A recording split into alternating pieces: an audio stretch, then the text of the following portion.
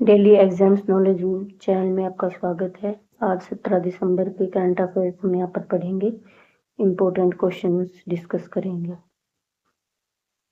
India has developed A first engineer microprocessor at what frequency? Bharat ने कितने gigahertz का पहला स्वदेशी माइक्रोप्रोसेसर तैयार किया है? तो ये किया है 1.0 गीगाहर्ट्ज का। ध्रुव 64 भारत का पहला पूर्णतः स्वदेशी 1.0 gigahertz 64 bit dual core microprocessor है। इसे सीडैक द्वारा माइक्रोप्रोसेसर डेवलपमेंट प्रोग्राम के अंतर्गत विकसित किया गया है। ये घोषणा 15 दिसंबर को की गई। ये उच्च दक्षता और विश्वसनीयता के साथ रणनीतिक और वाणिज्यिक अनुप्रयोग का समर्थन देता है। ये 5G ऑटोमोबाइल प्रणालियों, उपभोक्ता इलेक्ट्रॉनिक्स, औद्योगिक स्वचालन के लिए उपयुक्त है। Which country became the first country to receive UNESCO recognition for its national cuisine? कौन सा देश अपने राष्ट्रीय व्यंजनों के लिए यूनेस्को की मान्यता पाने वाला पहला देश बन गया? इटालियन खाना पकाने को दिसंबर 2025 में यूनेस्को की अमूर्त सांस्कृतिक विरासत सूची में शामिल किया गया है। इटली पहला देश है जिसे अपनी पूरी राष्ट्रीय पाक कला के लिए मान्यता मिली है। इस निर्णय की घोषणा यूनेस्को की दिल्ली में आयोजित सभा के दौरान की गई। ये पहल का समर्थन प्रधानमंत्री जॉर्जिया मेलोनी के नेतृत्व वाली सरकार ने किया। Recently who become the new CMD of coal India limited? हाल ही में कोल इंडिया लिमिटेड के नए CMD कौन है? तो ये है बी साई रमन। बी साई रमन को कोल इंडिया लिमिटेड का चेयरमैन कम मैनेजिंग डायरेक्टर नियुक्त किया गया। ये 15 दिसंबर को किया गया। इससे पहले मनोज कुमार झा CMD थे। बी साई रमन का पहले पद chairman cum managing director northern coalfields limited coal India की सहायक कंपनी में था। इन्हें खाद्यान्न संचालन, लॉजिस्टिक्स, परियोजना नियोजक और नियामक मामलों में 30 वर्ष से अधिक अनुभव है। उन्होंने NITI रायपुर में खनन अभियंता शिक्षा प्राप्त की है। Recently, who became the most expensive uncapped player in IPL history? हाल ही में IPL इतिहास के सबसे महंगे अनकैप्ड खिलाड़ी कौन बने हैं? तो ये बने हैं प्रशांत वीर और कार्तिक शर्मा। प्रशांत वीर ये चेन्नई सुपर किंग्स की इनकी टीम है। इनकी कीमत 14.20 करोड़ और इन्होंने IPL इतिहास में सबसे महंगा अनकैप्ड खिलाड़ी ये हैं। इससे पहले ये रिकॉर्ड आवेश खान के पास था। ये बाएं हाथ के स्पिनर ऑलराउंडर है और इनकी राज्य टीम है उत्तर प्रदेश। कार्तिक शर्मा ये इनकी टीम भी चेन्नई सुपर किंग्स और इनकी कीमत भी 14.20 करोड़। ये भी इतिहास के सबसे महंगे अनकैप्ड खिलाड़ी हैं। एक मध्य क्रम के बल्लेबाज और विकेटकीपर हैं जिन्हें फिनिशर की भूमिका निभाने के लिए जाना जाता है। इनकी राज्य टीम है Rajasthan. Recently, which web series won the Best Series Award at the 6th Filmfare OTT Award?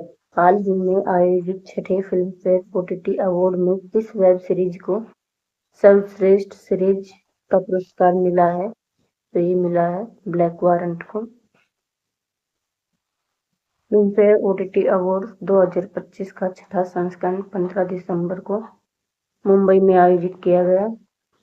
बेहतरीन प्रदर्शन करने वाले कलाकारों क्रिएटिव टीम को ब्लैक लेडी ट्रॉफी यानी कि फिल्म फेयर से नवाजा गया। बेस्ट सीरीज क्रिटिक्स ये पातालोक सीजन 2 और इसके डायरेक्टर विक्रमादित्य मोटवाने, सत्यांशु सिंह, अर्केश अजय, अंबिका पंडित, रोहन रविंद्र ये ब्लैक वारंट है। बेस्ट डायरेक्टर है, बेस्ट डायरेक्टर क्रिएटिव ये अनुभव सिन्हा, और बेस्ट डायरेक्टर सीरीज के ये Nagesh Kukunoor. Best actor male drama में जयदीप अहलावत, और बेस्ट एक्टर मेल ये क्रिटिक्स में ड्रामा में Jahan Kapoor. Best actor female Monika Panwar, और बेस्ट एक्टर फीमेल क्रिटिक्स में रसिका Duggal. Where has Nahai launched India's first wildlife safe road on NH45? नाहाई ने NH45 पर भारत की पहली वन्यजीव सुरक्षित सड़क कहाँ पर शुरू की है? तो ये की है मध्य प्रदेश में। नाहाई ने मध्य प्रदेश में NH45 पर भारत की पहली वन्यजीव सुरक्षित सड़क शुरू की है। इस परियोजना में table top red road markings द्वारा वाहनों की गति कम की जाती है। ये सड़क नौरादेही वन्यजीव अभ्यारण्य और वीरांगना दुर्गावती टाइगर रिजर्व के पास हिरण सिंदूर खंड पर स्थित है। इसमें 25 वन्यजीव अंडरपास और सुरक्षा बाड़ शामिल हैं। परियोजना ग्रीन हाईवेज नीति 2015 के तहत लागू की गई है। इसमें कुल लागत 122 करोड़ है और इसका उद्देश्य है पशुओं और वाहनों के बीच होने वाली टक्कर को कम करना।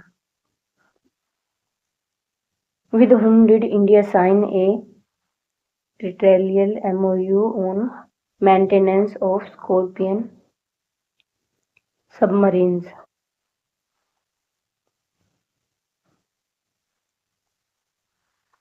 भारत ने किसके साथ स्कॉर्पिन पनडुब्बी के रखरखाव पर त्रिपक्षीय MoU पर हस्ताक्षर किए हैं? तो ये किए हैं ब्राजील के साथ।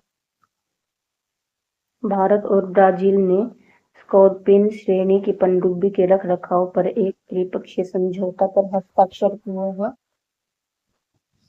ये समझौता chief of naval staff admiral Dinesh के त्रिपाठी की ब्राजील यात्रा के दौरान हस्ताक्षरित हुआ है। समझौते का focus life cycle support, logistics, प्रशिक्षण और अनुसंधान और विकास पर है। भारत और ब्राजील दोनों स्कॉर्पिन श्रेणी की पनडुब्बी का संचालन करते हैं। Recently, who has appointed as the Director General of NCAER? हाल ही में NCAER के महानिदेशक के रूप में किसे नियुक्त किया गया? तो ये किया गया है सुरेश गोयल को। सुरेश गोयल को 5 जनवरी 2026 से NCAER का महानिदेशक नियुक्त किया गया। उन्होंने पूनम गुप्ता का स्थान लिया है, जिनका कार्यकाल अप्रैल 2025 में समाप्त हुआ है। भारत की NCAER भारत की अग्रणी आर्थिक नीति थिंक टैंक संस्था है। Suresh Goyal national highway infra trust के पूर्व MD और CEO भी रह चुके हैं। Recently, the demo model for snake bite prevention project was selected by whom? हाल ही में किसके द्वारा सांप के काटने से बचाव परियोजना के लिए डेमो मॉडल का चयन किया गया है? तो ये किया गया है ICMR के द्वारा।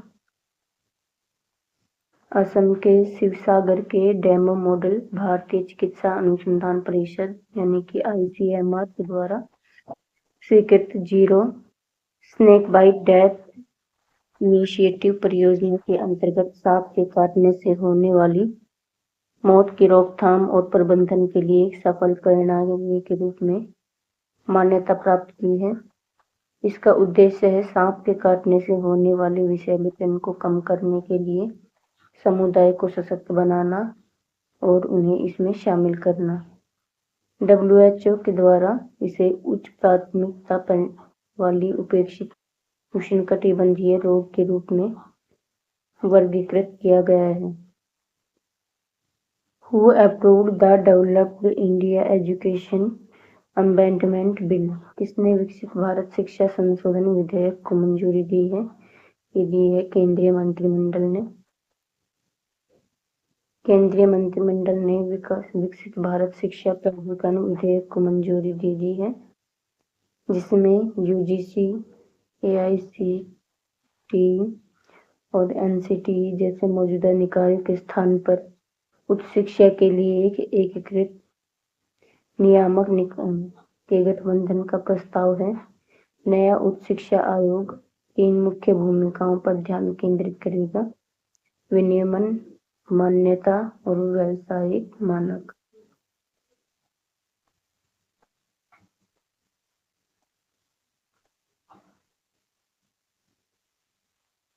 श्रीकाकुलम जिले की पांडुरी खादी को भौगोलिक संकेत यानी कि जीआई टैग प्राप्त हुआ है। यह हाथ से बुना हुआ कपड़ा है जो मुख्य रूप से क्षेत्र में स्थानीय रूप से उगाई जाने वाली छोटे रेशे वाली पहाड़ी किस्म की कीट प्रतिरोधी कपास से बनाया जाता है। इसमें प्रयुक्त होने वाली कपास रासायनिक मुक्त खेती को संभव बनाती है, जिससे टिकाऊ कृषि और क्षेत्र की पारंपरिक पर्यावरण अनुकूल उत्पादन विधियों को बढ़ावा मिलता है। Which media event was recognized as the world's largest debate media event? किस मीडिया इवेंट को विश्व के सबसे बड़े डेब्यू मीडिया इवेंट के रूप में मान्यता मिली है? तो ये मिली है ब्रिज समिट 2025 को। विश्व के सबसे बड़े और पहले मीडिया आयोजन ब्रिज समिट 2025 को अबू धाबी में समापन हुआ। ब्रिज समिट अपनी तरह का पहला आयोजन है जो संपूर्ण मीडिया और मनोरंजन उद्योग के लिए एक सम्मेलन और प्रदर्शनी दोनों को एक साथ प्रस्तुत कर रहा है। ब्रिज अलायंस एक वैश्विक संगठन है जो मीडिया, प्रौद्योगिकी, राजनीति, वित्त और संरचनात्मक उद्योगों जैसे क्षेत्र के नेताओं को एकजुट करता है। The Bison Horn Maria dance is performed at the village festival of which tribe? Bison horn Maria नृत्य का प्रदर्शन किस जनजाति के ग्राम उत्सव में किया जाता है? तो किया जाता है गोंड या फिर दड़ामी मीडिया। छत्तीसगढ़ के बस्तर जिले से जुड़ियापारा में एक ग्राम उत्सव के दौरान बाइसन हॉर्न मारिया नृत्य का प्रदर्शन किया गया। ये नृत्य पारंपरिक रूप से बस्तर की दंडामी मारिया जनजाति द्वारा किया जाता है। ग्राम उत्सव और महत्वपूर्ण सामुदायिक अवसर पर पुरुष और महिलाएं दोनों इस नृत्य में भाग लेते हैं। इस नृत्य में बुद्ध देव और दंतेश्वरी माई जैसी देवताओं का आह्वान किया जाता है। Who won the ICC Men's Player of the Month for November 2025? ICC Men's Player of the Month नवंबर 2025 का पुरस्कार किसे मिला?